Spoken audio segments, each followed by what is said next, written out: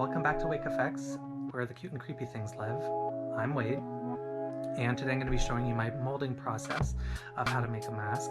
This is the second part in the 3-part series on mask making. So this part we use 100% silicone caulk. I love caulk, and I use it for a lot of stuff around here. You could use some of the more expensive products made by Smooth On and some of the other non-toxic silicones. This one, as long as you're not using it on your skin, it just smells like vinegar pretty a lot. So you want to use gloves, and you want to use like a respirator, so just keep yourself safe. It does stink. So you can use this process not only to make masks, but you can also use it to make molds like this one I have here.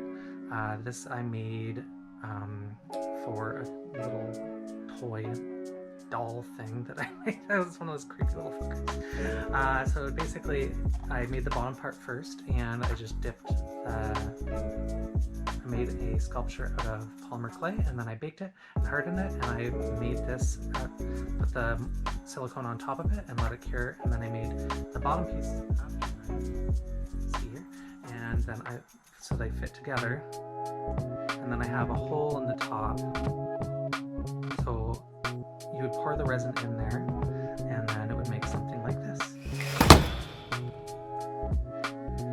So this is one of my little root guys. I haven't made one in a while, but I've been working on one for a while now. They have like a little thing. It's cute. So yeah, you can make things like that. You can pretty much use it for a lot of things. It's just not pourable like some of the other silicones. So if you wanted to do like poured mold, you'd have to use some of them. It's more of a putty.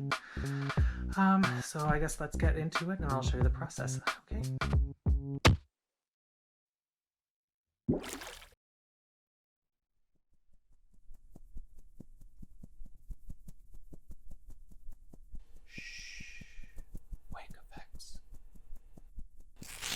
So before we get started, there are a couple of things we are going to need. The first one being blue dish soap,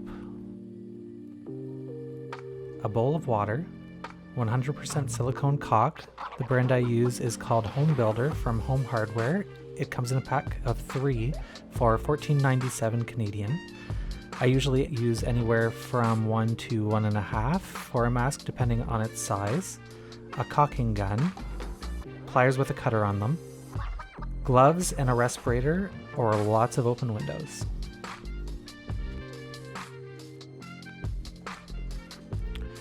So to start off, just squeeze some of the soap into your water. You need a considerable amount. It just acts as a lubricant, so it doesn't stick to your hands or anything else. Also acts as a catalyst to help harden the caulk once it's in place.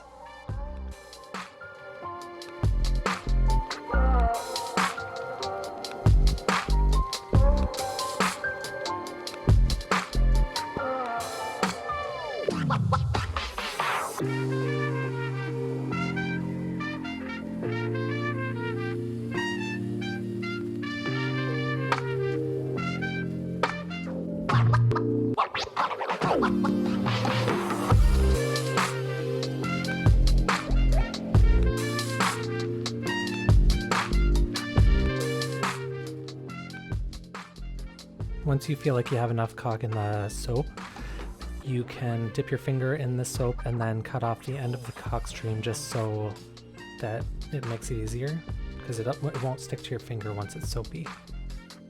Once you get all of your caulk into the bowl, just squish it around in there for about, I'd say, 30 seconds, just to get it nice and mixed in with the soap. Place it onto your mold. You want to put it in the deepest parts. I usually start with the eyes because they're usually the deepest. And you just want to squish it on there, and then, yeah, smooth it out. Make sure you get it in all the crevices.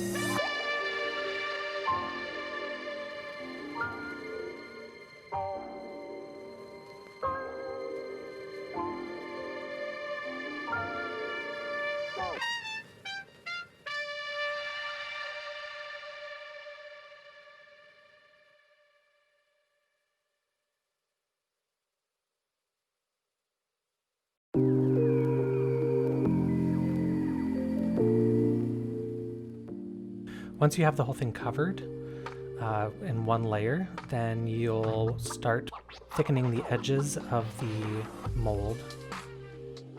You want to make sure that the edges are nice and thick and that they cover the sides of the mask as well, because those sides are what's going to be keeping the resin from the slush mold inside of the mask and not pouring out onto the floor, which is never good. So you can see here I'm making sure that the sides are covered underneath.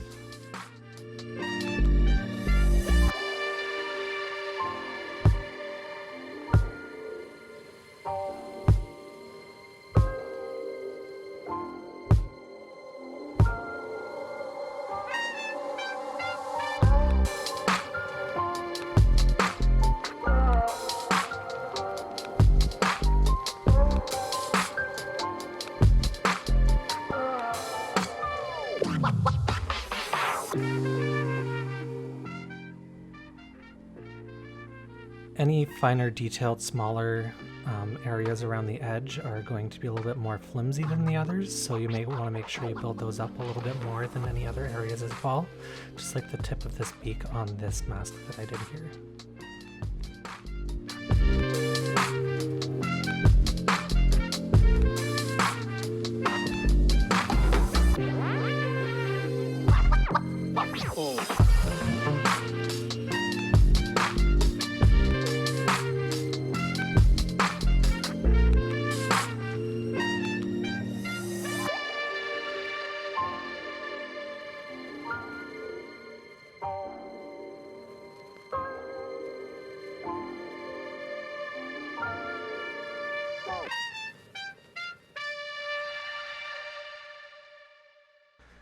As you can see, tapping the caulk to move it around is a little bit more effective than just trying to smush it around, because you don't want the under layers moving around too much while you're doing this.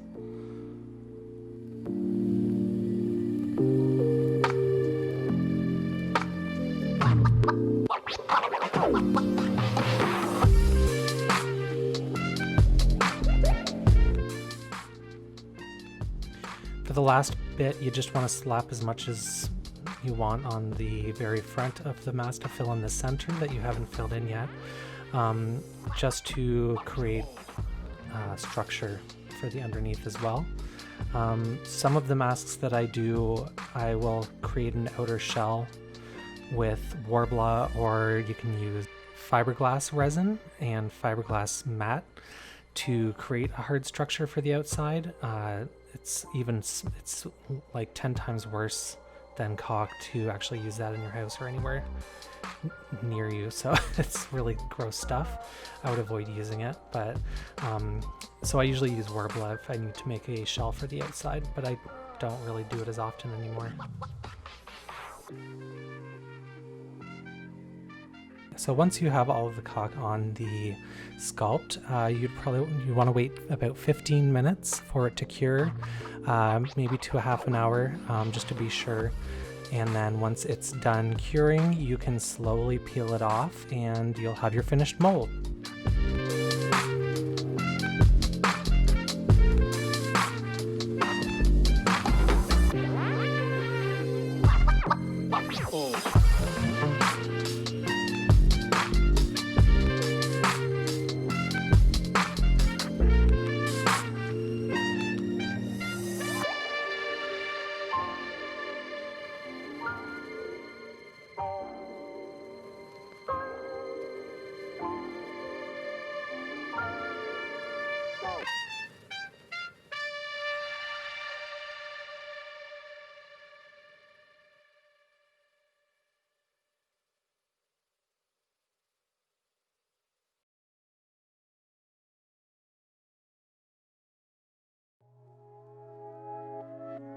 So that's it for the molding process. I hope you enjoyed this video as much as I enjoyed making it. Next week I'll be releasing the casting and finishing processes, which are my favorite processes, so make sure you stay tuned for that. Don't forget to share, like, and subscribe, and stay tuned for next week. I'll see you then. Once again, my name is Wade. Wishing you many nightmares. I'll see you soon.